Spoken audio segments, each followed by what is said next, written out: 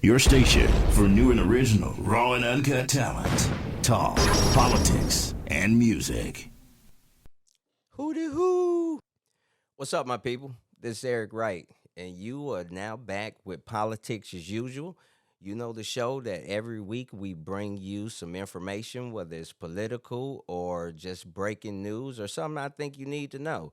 Right now, today in Politics as Usual, I want to try to give a conversation and shed a little light on the situation that's going on.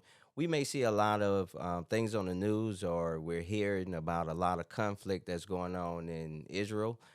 We hear about a lot of stuff that's going on in Gaza. And we got to think about this. Well, what the hell are they fighting for? Like, who are these people? How long have they been fighting? And what the hell does that have to do with us as black people? This is one of the things that we need to talk about because your government may have one opinion, your favorite actor may have an opinion, and even your favorite rapper may have an opinion. I actually saw Sean Poe. I guess he don't call himself Sean Poe anymore. He's the leader of the opposition party in Belize. He made a statement about it, condemning certain acts. And me personally, I'm more focused on the state of Alabama in which I live in, and I'm more focused on the people that look like me and you. So this is who I'm having the conversation with. So let's figure out what the hell is going on in Israel right now, and particularly Gaza. Gaza is what we want to talk about. Israel is pretty much a farm state, and there's a small strip on the outside of Israel to the Mediterranean coast called Gaza, and this is where a lot of Palestinians live, and uh, it's probably a few million Palestinians that's there. To give you some background of it, let's go all the way back. We got to go all the way back because this is old beef that these guys have. I'm talking about old beef. Okay, in 1917, Israel, Gaza, and that area was controlled by the Ottoman Empire. The Ottoman Empire controlled it for a pretty good time until British colonial rule. British colonial rule reigned there in that area for a long time, and it didn't end till about 1948. So in 1948, that's when the British Empire was finally kicked out, or finally decided to leave that area, Gaza, and where the Palestinians were. Remember, the Palestinians are a people that inhabited that area before the state of Israel was created. So we have to keep that in mind too. So that caused a conflict between the people in Gaza, which is the Palestinians, and the Israelis. So uh, we have that set. So we're about in 1948. The British colonial rule is gone. Okay, so once the British was gone, the Egyptians, about 1952 or so, decided, we're going to make friends with the Palestinians. We're even going to have them come to Egypt to study. We're going to train them in Egypt too. They can work in Egypt. So they had that going on for a good little while. But there were people in the Palestinian people and different parties that were pretty much coming up, and they wanted to control their own territory. They wanted to be their own president, and this continued. Now we're still in the 50s. Let me bring you to 1967. 1967, there was a war between the Israeli military and the Gaza population. Now, remember I said the Ottoman Empire had that area, and it was around 2 million. About 2 million Palestinians at that time, and that was 1917. We fast forward to 1967, there's only about 394,000 of them. So that's a lot of people that has died in between that time. So 1967, you have the military occupation of Gaza. That's when the Israeli troops came in and they occupied the area. They made settlements in the area. They did patrols and things like that. So they could control the area. But that lasted about until 1987 when the Palestinians said, "The hell with that. We want you guys out of there." And so once that happened in 87, this is the first time you hear of the group Hamas. Hamas is almost an Egyptian formed group. Muslims and a few other people came together and they have um, this idea to arm Palestine. And this was not only a political party, is also said to be a terrorist organization, because of certain things or certain measures they have went to and have accepted claim for, like suicide bombers and things like that. Now, at the time, there was another guy that wasn't a part of Hamas. His name was Yasser Arafat. And he was leading a liberation army too. And Yasser Arafat was the one in 1993 that signed the Oslo Accord with the United States and Israel, saying that there's going to be peace.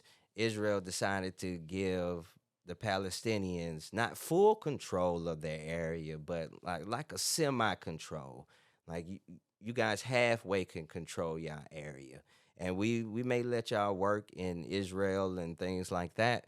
And that was sufficient for a little while until the 2000s. Matter of fact, the year 2000, that's when we have the Second Palestinian War. Um, and also when all of the Israelis that were in Gaza at the time, they left. They left. They packed up any houses, any buildings, any factories, greenhouses, all of that. They packed it up and they left, and they bordered off Gaza and made people show ID, whatever, if they were going into Israel. Then after a while, they cut that out too. So completely eliminating them from the rest of the world. Now they thought they can get around it because what they did about 2006, they started building tunnels um, from that area all the way to Egypt, so they can still kind of make money, do trades and things like that. But they was cut off from the rest of the world. So this was in 2006, and once they started doing that, that's when Hamas started to really take power. Once they started taking power and gaining that military control, then that's when we finally start seeing. Once they start getting that military control, all of the Israelis that was around the Gaza area, they were no longer there. Then they totally cut off any workers, any day workers, anyone that wanted to come into Israel that was Palestinian or in the Gaza area. They completely stopped that, cutting them off, and even hitting them with airstrikes, knocking out everything, putting them in total darkness. Now, this 2006, 2014, Hamas and other groups launched rockets at the heartland of Israel, carrying out airstrikes, bombarding military and artillery units, and they probably killed about 67 Israeli soldiers. Um, Israel, they definitely retaliated, killing over 2,000 people. You know, and it brings you to today. On the 7th of October, there was a military strike by Hamas. They accepted responsibility and said that they did it. It did come from that area of Gaza, and it killed people. And then Israel had their response.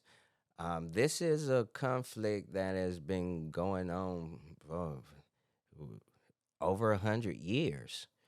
And at this point, I don't think us as black people can say what's wrong or what's right in this conflict. It seems like it's best for us to stay the fuck out of it.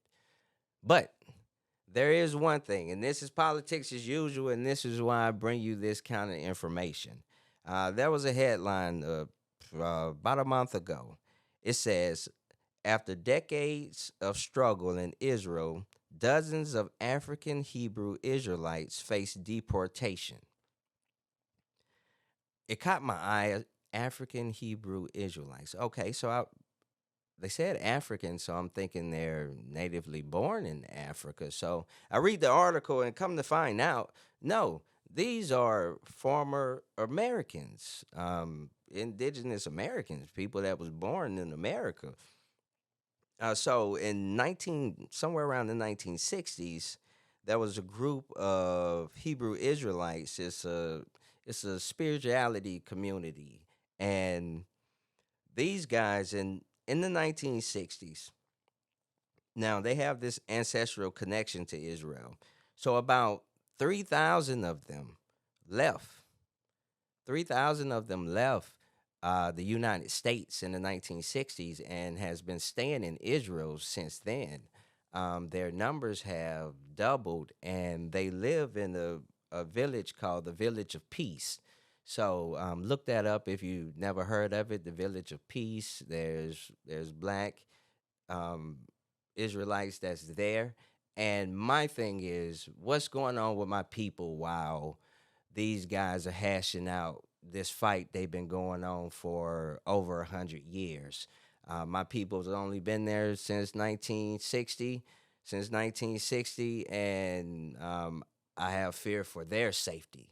So if you're wondering what's happened to them, look up their story, spread their story, their information, let people know that we do have people that's over there. They very well may be someone kin to us or someone that's close by. So we definitely got to keep that in mind. So Gaza conflict going on for over 100 years. We isolate you guys. They bomb back. We bomb back. Like it's been going back and forth. They've been through peace treaties multiple times, and I don't think they've seen much of any peace. If you ask me, I think their direction is kind of off. It's hard to fit 2 million people in the small Gaza Strip. That's almost insane. That's like trying to pack in all the black people you can into Rhode Island. It just don't make sense. It's too many of us to be stuck there. Anyway, this politics as usual. And I brung it to you straight, raw, uncut. Remember, we hear a lot, we see a lot. But if you can't filter through the bullshit, you'll get lost. Remember, it's all politics as usual. Keep your head on the swivel.